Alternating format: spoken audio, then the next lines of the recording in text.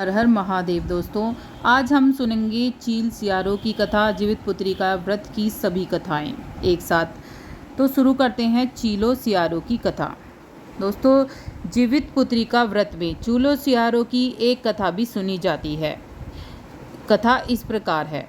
एक वन में सैमर के पेड़ पर एक चील रहती थी। पास की झाड़ी में एक सियारिन भी रहती थी। दोनों में खूब पटती थी।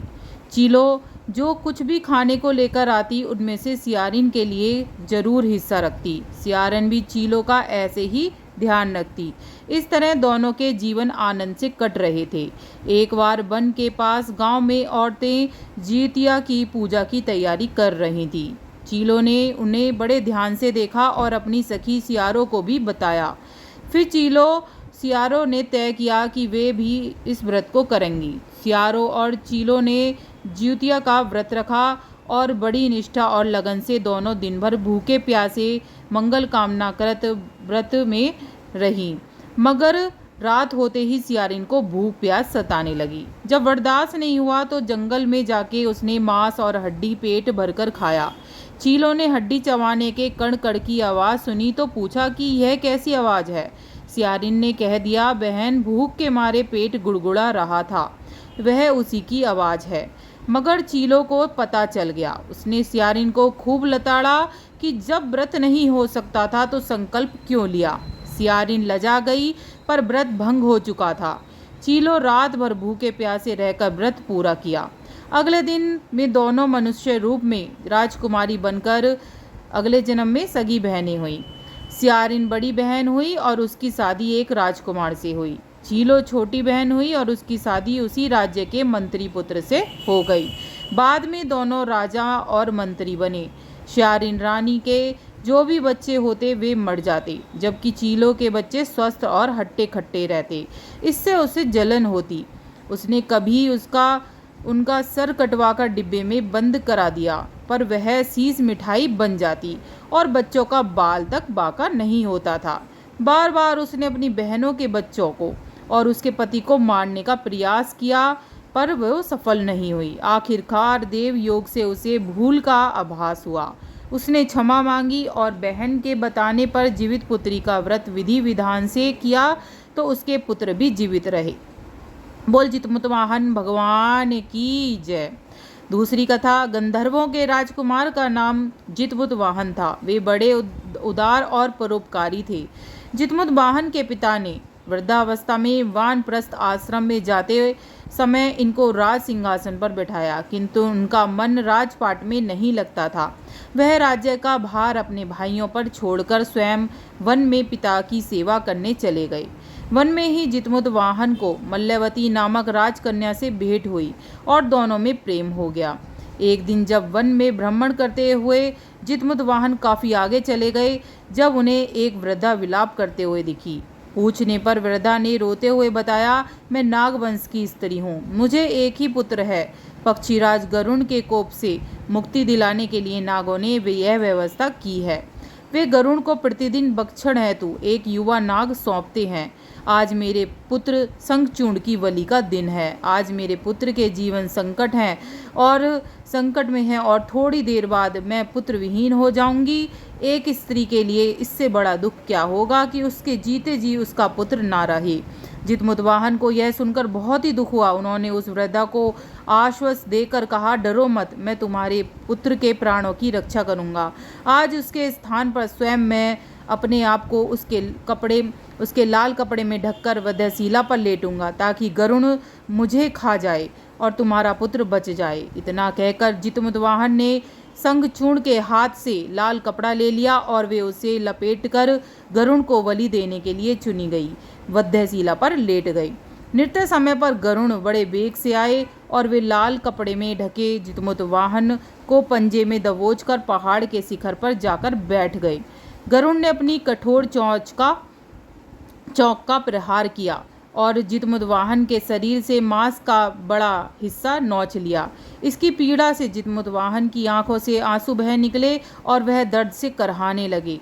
अपने पंजे में जकड़े प्राणियों की आंखों में से आंसू और मुंह से करहा सुनकर गरुण बड़े आश्चर्य में पड़ गए, क्योंकि ऐसा पहले कभी नहीं हुआ था। उन्होंने जितमुतवाहन से उनका परिचय पूछा। जितमुतवाहन ने सारा किस्सा कह सुनाया, कैसे एक स्त्री के पुत्र की रक्षा के लिए वह अपने प्राण देने आए हैं। आप मुझे खाकर भूख शांत करें। गरुड़ उनकी बहादुरी और दूसरे की प्राण रक्षा के लिए स्वयं का बलिदान देने की हिम्मत से बहुत प्रभावित हुए। उन्हें स्वयं पर पछतावा होने लगा और वह सोचने लगे कि एक यह ऐसा मनुष्य है जो दूसरों के पुत्र की रक्षा के लिए स्वयं की बलि दे रहा है, और मैं एक ऐसा हूँ जो देवों के संरक्षण में हूँ किंतु दूसरों की संतान की बलि ले रहा हूँ। उन्होंने जितमुतवाहन को मुक्त कर दिया और गरुड़ ने कहा, हे उत्तम मनुष्य, मैं तुम्हारी भावना और त्याग से बहुत प्रसन्न हूँ। मैं तुम्हारे शरीर पर जो घाव किए हैं उसे ठीक कर देता हूँ। तुम अपनी प्रसन्नता के लिए मुझसे कोई वरदान मांग लो। राजा जितमुतवाहन ने कहा कि हे पक्षीराज, आप तो सर्वसम्मत हैं। यदि आप प्रसन्न हैं, वरदान देना चाहते हैं तो आप सर्पों को अपना आहार बनाना छोड़ दें। आपने जब तक जितने भी प्राणी लिए हैं उनके जीवन को प्रदान करें। गरुड़ ने सबको जीवन दे दिया और नागों की बलि ना लेने का वरदान दिया। इस प्रकार जितमुतवाहन के साहस से नाग जाति की रक्षा हुई। गरुड़ ने कहा, जैसे तुम्हारी जैसी इच्छा वैसा ही होगा। हे राजा, जो स्त्री तुम्हारे इस बलिदान की कथा सुनेगी और बुद्धिपूर्वक व्रत का पालन करेगी, उसकी संतान मृत्यु के मुख से भी निकल आएगी। तब से पुत्र की रक्षा के लिए जितमुतवाहन की पूजा की प्रथा शुरू हो गई। यह कथा कैलाश पर्वत पर भगवान शंकर ने माता पार्वती को सुनाई थी। जीवित पुत्रिका के दिन भगवान गणेश, माता पार्वती, शिवजी जी की पूजा ध्यान से करने के बाद कथा जरूर सुननी चाहिए। तीसरी कथा। इस कथा के अनुसार जितमुतवाहन गंधर्व के बुद्धिमान और राजा थे। जितमुतवाहन शासक बनने से संतुष्ट नहीं थे और परिणाम स्वरूप उन्होंने अपने भाइयों को अपने राज्य की सभी जिम्मेदारियां दी और अपने पिता की सेवा के लिए जंगल में चले गए। एक दिन जंगल में भटकते हुए उन्हें एक बुढ़िया विलाप करती हुई मिलती है। उन्होंने बुढ़िया से रोने का कारण पूछा। इस पर उसने बताया कि वह सांप नागवंशी परिवार से है। उसका एक ही बेटा है। एक शपथ के रूप में हर दिन एक सांप पक्षीराज गरुड़ को चढ़ाया जाता है और उस दिन उसके बेटे का नंबर है। उसकी समस्या सुनने के बाद जितमुतवाहन ने उसे आश्वासन दिया और उसके बेटे के जीवित वापस लेकर आए। तब वह खुद गरुड़ का चारा बनने का विचार कर चट्टान पर लेट जाते हैं। तब गरुड़ आता है और अपनी उंगलियों से लाल कपड़े से ढके हुए जितमुतवाहन को पकड़कर चट्टान पर चढ़ जाता है। उसे हैरानी होती है, जैसे उसने पकड़ा वह कोई प्रतिक्रिया क्यों नहीं दे रहा। तब तक वह जितमुतवाहन के बारे में पूछता है। तब गरुड़ जितमुतवाहन की वीरता और परोपकारिता से प्रसन्न होकर सांपों से कोई बलिदान नहीं लेने का वादा करता है। मान्यता है तभी से संतान की लंबी आयु कल्याण के लिए जीत्या का व्रत किया जाता है। इसके बाद गणेश जी की जरूर सुने कथा। गणेश जी की कथा। एक बुढ़िया माई थी, गणेश जी की पूजा करती थी। रोज बनाए रोज गल जाए। एक सेठ का मकान बन रहा था। बोले, मेरे पत्थर का गणेश गढ़ दो। मिस्त्री बोले, जितने हम पत्थर का गणेश गढ़ेंगे उतने में दीवार न चिनेंगे। बुढ़िया बोली, राम करे तुम्हारी दीवार टेढ़ी हो जाए। उनकी दीवार टेढ़ी हो गई। वो चिने ढह जाए करते करते शाम हो गई। शाम को सेठ आया। उसने कहा, आज कुछ भी नहीं करा। वो कहने लगे, एक बुढ़िया माई आई थी, कह रही थी मेरे पत्थर का गणेश गढ़ दो। हमने नहीं गढ़ा, जब इसे दीवार टेढ़ी होती जा रही है। सेठ ने बुढ़िया बुलवाई। सेठ ने कहा, हम तेरे को सोने का गणेश गढ़ कर देंगे, हमारी दीवार सीधी कर दे। सेठ ने बुढ़िया को सोने का गणेश गढ़ा कर दिया। सेठ की दीवार सीधी हो गई। जैसे सेठ की दीवार सीधी हुई वैसी सबकी हो। कहते सुनते हुंकारा भरते का भला। जीवित पुत्रिका की सारी कथाएं पूरी हुई। बोल जितमुतवाहन भगवान की जय। जितमुतवाहन भगवान सभी बच्चों की सबकी आयु लंबी दे। इतना ही दोस्तों। वीडियो उपयोगी लगे तो लाइक सब्सक्राइब जरूर करिएगा।